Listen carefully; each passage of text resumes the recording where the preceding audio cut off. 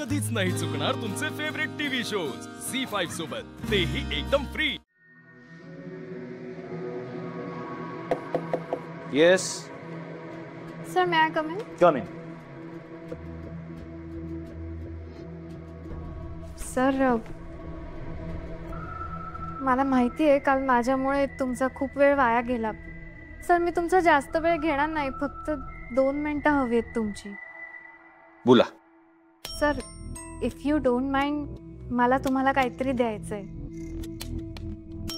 Sir, हे तुमच्यासाठी। माझ्यासाठी?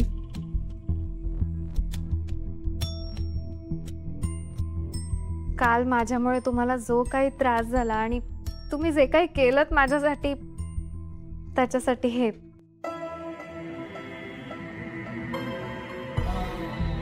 मेघना, याची काय गरज होती? सर, प्लीज नाही म्हणू नका। खरं तर हे माझं फेवरेट पेन आहे। कॉलेजमध्ये असताना मी हेच वापरायचो। माझे सगळे पेपर्स मी याच पेनने लिहिलेत। हो सर, मला तर अजूनही हेच पेन आवडतं। हो मेघना, ॲक्च्युली तुम्ही काल सुद्धा मला थँक्यू म्हणायला फोन केला होता आणि मला माहिती आहे हे पेन खरंच खूप कॉस्टली आहे। याची खरंच काही गरज नाही आहे। हे पेन तुम्ही तुमच्याकडेच ठेवा। थँक्यू। सर, प्लीज असं करू नका। एकतर काल तुमच्यामुळे माझा जीव वाचलाय। माझे बाबा नेहमी म्हणायचे, आपल्या अडचणीत आपल्यासाठी जो धावून येतो ना, त्याचा परतावा फूल ना फुलाची पाकळी म्हणून काहीतरी द्यावं। आणि सर, ते पेन माझ्या बाबांचे। सर, प्लीज नाही म्हणू नका।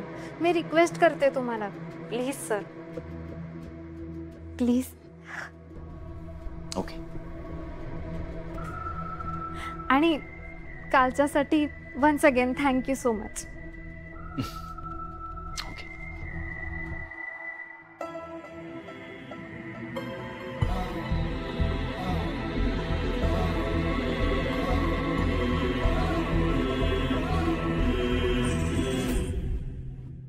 रीमा, आपली आई आपली खूप काळजी घेते की नाही? आपली लाड करते, आपल्याला वाढवते। मग आपल्या आईबद्दल जर कोणी वाईट बोलत असेल तर कोणाचंच ऐकून घ्यायचं नाही। तुला काका आजोबांनी काही सांगितलंय का आईबद्दल? ते बोललेत का काही? रीमा, तू गुड गर्ल आहेस का नाही?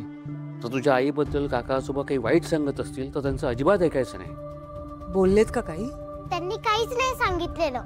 काका आजोबा खूप चांगले आहेत। आणि तुम्ही सगळे असं का बोलताय?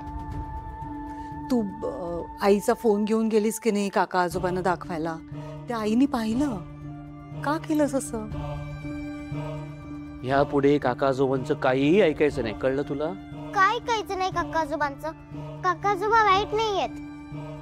नाही, पण त्यांचं नाहीच ऐकायचं आपण। हं, त्यांचं ऐकायचं नाही, त्यांच्या जवळ जायचं नाही। येते का लक्षात? पण का, ते तरी सांगा। वा, छान कान भरते लहान मुलीचे। मी सगळं ऐकलंय।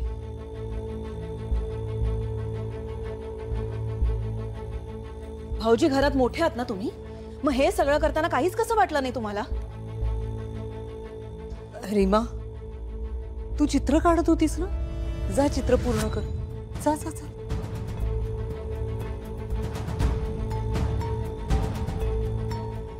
आणि मैथिलीताई, तुम्ही लहान मुलीचे कान भरत होतात, नको नको ते तिला सांगत होतात।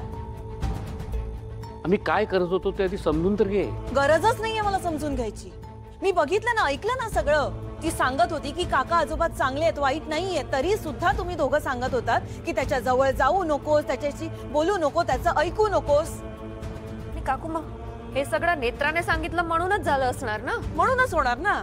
तिला या घराचं भलं बघवतच नाहीये। आता काय तर लहान मुलांना सुद्धा भरडतात याच्यामध्ये। मागे माहितीये ना, केदार रीमाला बाहेर घेऊन गेला तेव्हा कसा तमाशा केला होता? आणि आता हे नको नको त्या गोष्टी सांगून कान भरतात लहान मुलींचे। काही कोणाचंही कान भरवत नाही आहोत। आणि केदार कसा आहे ना, हे तुझ्यापेक्षा जास्त मला माहिती आहे। म्हणूनच तर त्याच्या जीवावर उठलात ना तुम्ही, त्याच्या वाईटावर टपलात, त्याला इतका त्रास दिलात तुम्ही। भाऊजी अहो आता तरी कबूल करा सगळ्यांसमोर की केदार इथे आलेला खुपतोय तुम्हाला. नाही नाही कशाला, मी त्याला फोन करूनच सांगते. फार पुळका येतो ना त्याला तुमचा, त्याला कळू दे त्याच्या मागे इथे काय चालतं ते.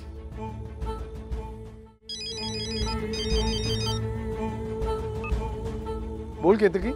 केदार तुला तुझ्या भावाचा खूप पुळका येतो ना, त्याच्यावरचं प्रेम उतू चाललंय ना तुझं. तुला माहितीये इथे काय काय चाललंय ते. का काय झालं? तरी मी सांगत होते चांगुलपणा दाखवू नकोस, पण तू माझ्यावर विश्वास नाही ठेवलास, त्यांच्यावर तुझा विश्वास. अगं केतकी काय झालं ते तर सांग. सांगते ना. इथे तुझा लाडका भाऊ आणि या मैथिलीताई हे दोघंही रीमाच्या मनात तुझ्या विरोधात नको नको ते भरवतायत. तिला सांगतात तुझ्या जवळ जायचं नाही, तुझं काही ऐकायचं नाही. काय? हो, मागच्या वेळेस सुद्धा हेच झालं होतं. तू रीमाला घेऊन बाहेर गेला होतास तेव्हा नेत्राने इथे तमाशे केले होते. तेव्हाच मी तुला सांगितलं होतं की त्यांच्या जवळ जाऊ नको, त्यांच्याविषयी विचार करू नकोस. पण नाही, तुला माझ्यावरती विश्वासच नाहीये. हे सगळे तुला पाण्यात बघतायत. मी सांगितलं होतं तुला. केतकी पण कसं आहे ना, तू खूप चांगुलपणा दाखवतोस रे, पण ही सगळी माणसं त्या योग्यतेचीच नाहीये. बघितलंस ना काय केलं त्यांनी. ह्या लहान मुलीच्या मनात काय काय भरवतात. असं कसं करू शकतात हे. बरं बघतो मी. बघतो काय बघतो, अजून काय बघायचं बाकी आहे. पास झालं आता, पास झालं. आता ह्या माणसांशी तू नीट वागायचं नाहीस. घरी आल्यानंतर बोलू आपण. ये, वाटच बघते.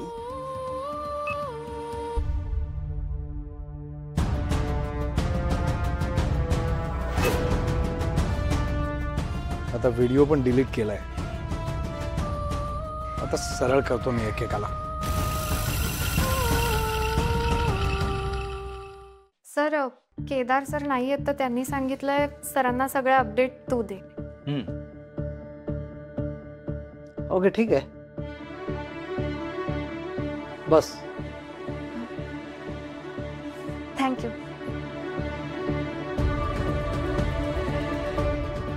बोला.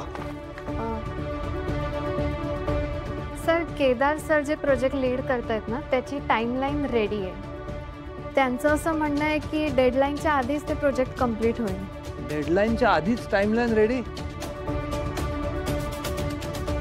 कमाल आहे. मला वाटलं नव्हतं एवढ्या लवकर हे सगळं होईल म्हणून. काका कामाच्या बाबतीत खरंच खूप फोकस्ड आहे.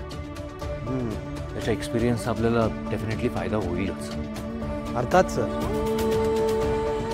Sir fine.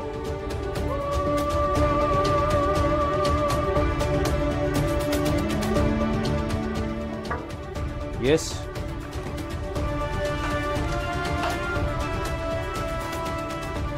सर बोलावलं? मी बोलवलं. मला एक चहा सांग, साखर कमी. अद्वैत सर आणि मेघना, तुम्ही काय घेणार? Black coffee. सर तुम्हाला पण ब्लॅक कॉफी आवडते? सर कायम ब्लॅक कॉफीच पितात. सर मला पण ब्लॅक कॉफीच आवडते. आपल्या आवडीनिवडी जुळतात ना सर?